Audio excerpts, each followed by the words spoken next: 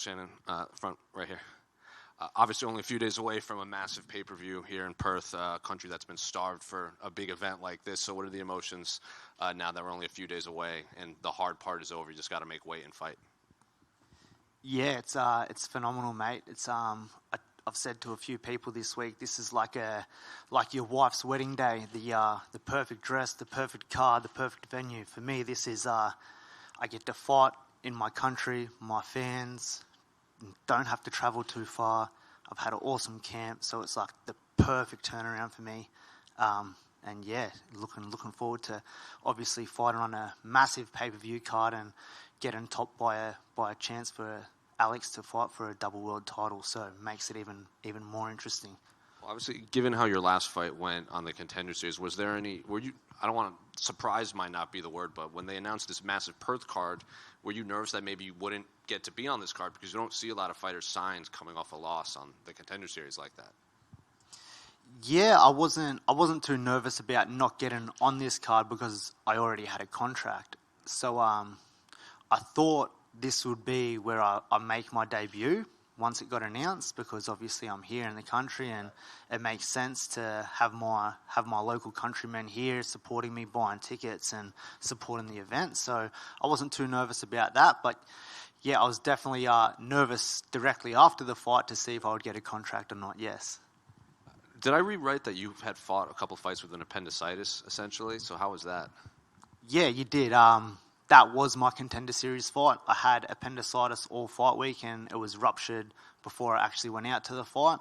So I fought with a ruptured appendix, septicemia, blood poisoning, and then the day straight after the fight, I went to the hospital in Las Vegas, got emergency surgery, had to stay in hospital for 5 days, and then flew back to Australia and started my rehab then.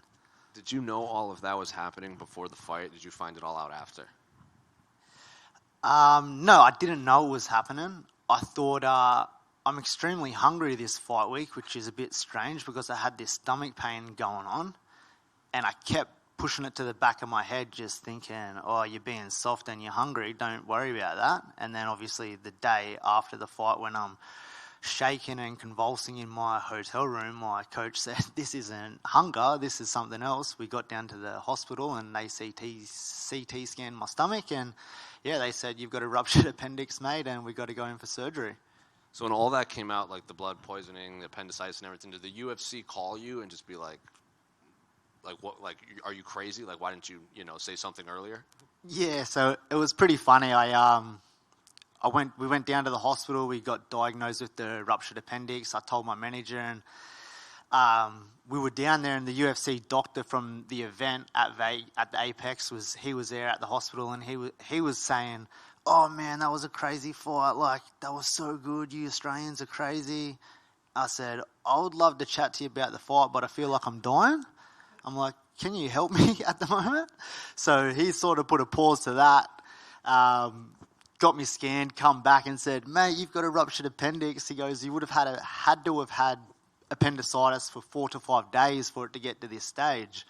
So he was just blown away. And then obviously when my managers told the UFC staff and been in contact with them and told them what's going to happen, and sort of went forward from there. And then I woke up from surgery, had some missed calls from him. I got him on the phone. He's just going pretty ecstatic that he's been speaking to Dana and Mick, and after them finding out what happened, they were like that keen to sign me because all fight week there was no excuses. I made weight. I was a total professional, and yeah, they were pumped. So I think they want to see what I can do when I'm healthy. Well, then looking at this fight, what do you make of your opponent? He has a lot of submissions, a lot of knockouts, a lot of decisions. Do you just view him as kind of an all well-rounded fighter standing across from you in the octagon? Yeah, definitely. Clayton's definitely well-rounded. He's young and he's hungry, and obviously everyone in the UFC now is tough, so you got to respect that. You got to respect skills.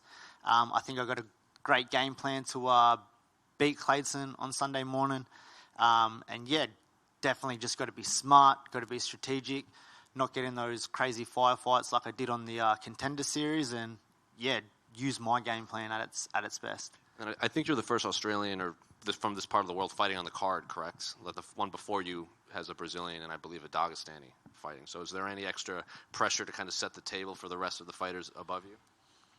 I think there's a few Australian guys fighting before me, but either way, I want to perform for my country and for my fans and family, and most of all for myself and my team, and show that we belong on this level of combat athletes in the biggest, best league in the world, and show I'm here for a reason. And final one for me: how do you see the main event playing out between Alex and Islam? Yeah, the main event. I was actually lucky enough to get down to Wingdang and do 4 weeks of my camp with Alex. So I think he's got all the tools and all the credentials, heart and resilience to take this one. I think Alex will probably win it by a decision.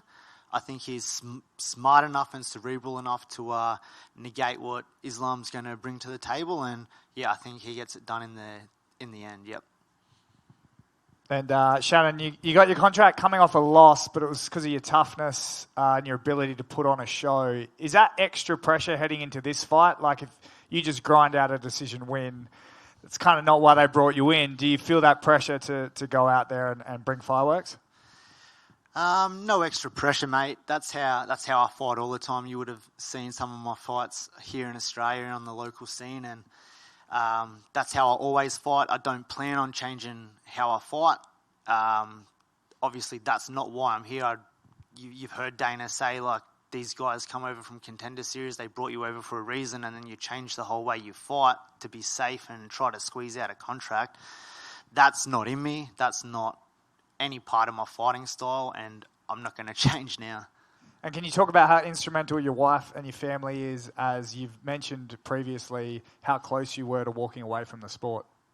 Yeah, definitely, mate. My wife's massive. She pretty much made me have another fight, and then we got awarded the Contender Series contract. So without her, I wouldn't be here right now. My kids and her, like, obviously that's why I do this, and I train hard, and I really push to be the best man I can be. So the start of 2022, when COVID was still happening, I was ready to quit, and she pretty much forced me to, like, no, you got to stick at it. You're almost there. You're gonna get it. And literally within a couple of weeks of signing a fight locally, the world starts opening back up, and we get that Contender Series contract. And here we are now, 2023, pretty much a year from the date I was about to hang him up. Thanks, mate. Best of luck.